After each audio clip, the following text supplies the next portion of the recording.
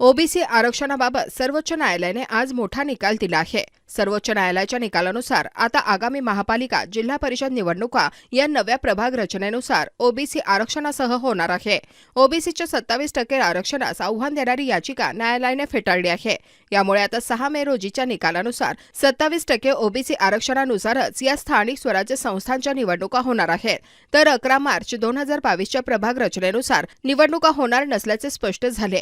प्रभाग रचना पूर्ण राज्य सरकारचा अधिकार असल्याचं न्यायालयाने सांगितलं आहे। तर सर्वोच्च न्यायालयाच्या या निर्णयानंतर ओबीसी समाजातून आनंद आणि समाधान व्यक्त होत आहे।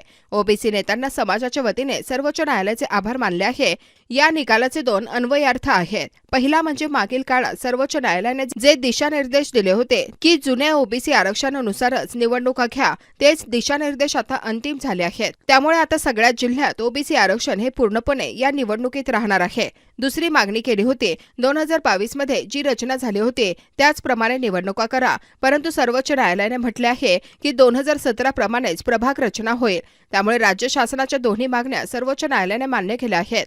त्यामुळे आता ओबीसी आरक्षणानुसारच निवडणुका होणार आहेत।